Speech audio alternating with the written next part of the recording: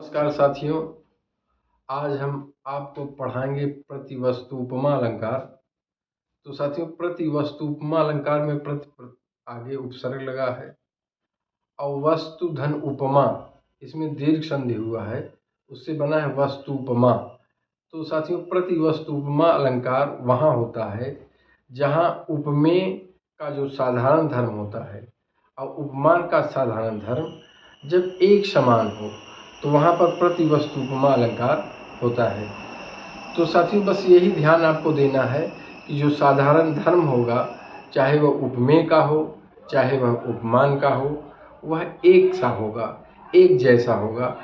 जहाँ एक जैसा साधारण धर्म देखने को मिले साथियों, वहीं प्रतिवस्तु उपमा अलंकार होता है।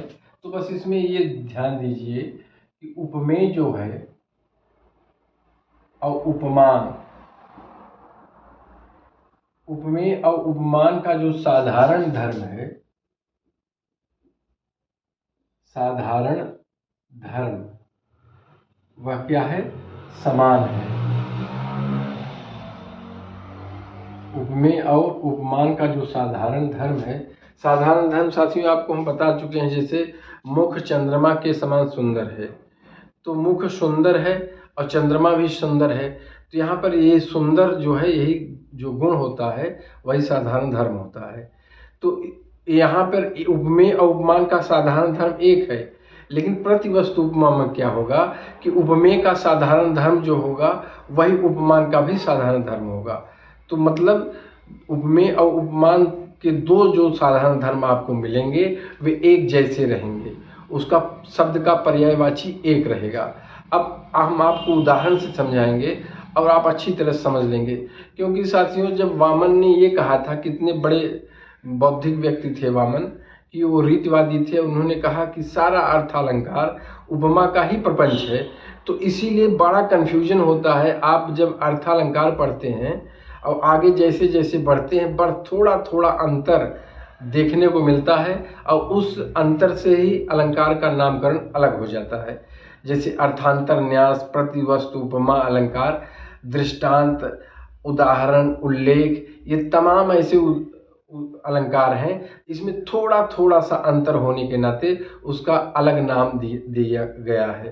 तो साथियों, हम उदाहरण कुछ लाए हैं, बहुत ही महत्वपूर्ण उदाहरण है, परीक्षा में पूछे जाने की एक प्रबल संभावना है। इसी उदाहरणों को आप थोड़ा गौर करेंगे तो परीक्षा में अगर प्रश्न आएगा तो आप जरा भी चूक नहीं करेंगे। साथियों देखिए, यहाँ पर ये बिहारी का दोहा है, बिहारी सतसई से लिया गया है। चटक न छाड़त घटत हूँ, सज्जन नेह गंभीर, अब फीके परे न बर फटे, रंगो चोल रंग चीर। यहाँ पर सज्जनों का जो सहृदयी लोग, सदाचारी लोग होते हैं, उनका जो नेह होता है, उनका जो प्रेम होता है, वो बड़ा ही गंभीर होता है, बड़ा ही अस्थाई होता है, उसमें जरा भी छिछलापन नहीं होता, वह गहराई में रहता है। और घटत हूँ माने अगर उन सज्जनों का जो प्रेम होता है अगर घट भी जाए तो चटक निछाड़ माने उसका जो चमकीलापन है, अर्थात उस प्रेम की जो मर्यादा है वह बनी रहती है, उसमें जरा भी हल्कापन या क्षुद्रपन नहीं आता। इसको जो है साथियों बता रहे हैं कि जैसे रंगो चोल रंग चीर, जैसे चीर माने वस्त्र को रंगा जाता है, चोल रंगो चोल माने समझ लीजिए पक्के रंग से अगर किसी वस्त्र को रंग दिया जाता है तो बर फटे, बर माने भले ही वह फट जाए, लेकिन फीको परे न, लेकिन उसका रंग जो है जरा भी हल्का नहीं पड़ता। तो साथियों यहाँ पर आप देख रहे हैं फीको परे न इसमें और चटक न छाड़त, इसमें साधारण जो धर्म है वह एक ही है, बस शब्द का हेर फेर है। साधारण धर्म अर्थात फीका नहीं पड़ता, न गंभीर प्रेम ही हल्का पड़ता है, और न यहाँ वस्त्र का जो पक्का रंग, मजीठा का रंग होता है वह भी हल्का, यही बिहारी बता रहे हैं। तो दोनों में साधारण धर्म एक होने के कारण मित्रों यहाँ पर प्रतिवस्तु उपमा अलंकार है। बस आप यही जानिए कि प्रतिवस्तु उपमा अलंकार वही होता है जहाँ उपमेय का जो साधारण धर्म होगा वही उपमान का भी साधारण धर्म होगा। बस अंतर क्या रहेगा कि साधारण धर्म में शब्द का हेर फेर रहेगा। जैसे यहाँ फीको परुन, यहाँ चटक न छाड़त, इसका पर्याय साथियों एक ही है, तो इसलिए यहाँ प्रतिवस्तु उपमा अलंकार है। दूसरा उदाहरण है तिनहि सुहाय न अवध बधावा, चोरहि चांदनी रात न भावा। जैसे चोरों को चांदनी रात पसंद नहीं होती, क्योंकि चांदनी रात में भी प्रकाश होता है, उसकी ज्योत्सना में इतना प्रकाश होता है, वह चोरों को अच्छा नहीं लगता।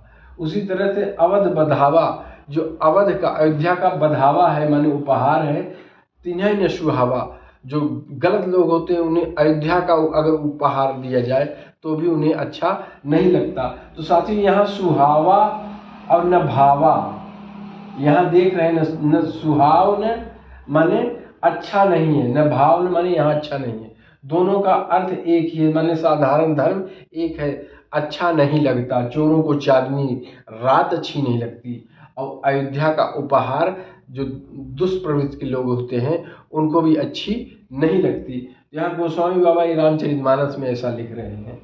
साथियों एक है सोहत भानु प्रताप सो और लसत सूर धनबान।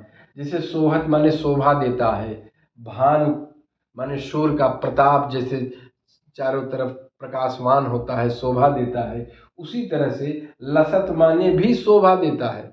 यहाँ साथियों जो सोहत है और लसत है, इसी में साधारण धर्म दोनों का एक है, इसलिए यहाँ पर भी प्रतिवस्तु उपमा है। क्योंकि सूर माने जो सूरवीर योद्धा होते हैं उनके शरीर पे धनुष और बाण उसी तरह से शोभा देता है जिस तरह से सूर्य का प्रताप शोभायमान है। तो सोहत और लसत ये दोनों का मतलब होता है सुंदर दिखना। तो साधारण धर्म एक है, उपमेय का भी साधारण धर्म, उपमान का भी साधारण धर्म एक है। साथियों एक उदाहरण और है मुख सोहत मुस्कान सो लसत जुनहिया चंद। तो सोहत और लसत यहाँ साथियों देखिए इसमें साधारण धर्म हुआ है। मुख की शोभा मुस्कान सो, मुख चेहरा वही अच्छा लगता है जिसपे मुस्कान रहती है, और चंद्रमा वही अच्छा लगता है जिसमें जुनहिया माने चांदनी बिखरी रहती हो। चंद्रमा की चांदनी उसकी शोभा बढ़ा देता है, उसी तरह चेहरे पर मुस्कान उसकी शोभा बढ़ा। तो सोहत और लसत माने होता है शोभा बढ़ाना, सुंदर दिखना। तो यहाँ भी साधारण धर्म एक हो गया है साथियों, इसलिए यहाँ भी प्रतिवस्तु उपमा है। ये कबीर साहब की लाइन है, सिंहों को लेहड़ नहीं, हंसों की नहीं पात, लालों की नहीं बोरियां, साधु ने चले जमात। इन चारों पंक्तियों में साथियों सिर्फ एक साधारण धर्म है, वह है समूह की बात कही गई है। समूह या संघ की बात कही गई है। देखो सिंहों के लेहड़ नहीं, सिंह जो है कभी भी झुंड में नहीं चलता, लेहड़ माने झुंड, यहाँ ये झुंड है माने समूह की बात हो गई है। हंसों की नहीं पांत, हंस कभी पांत माने पांत बनाकर नहीं चलता, माने वह भी अब समूह या झुंड में नहीं चलता।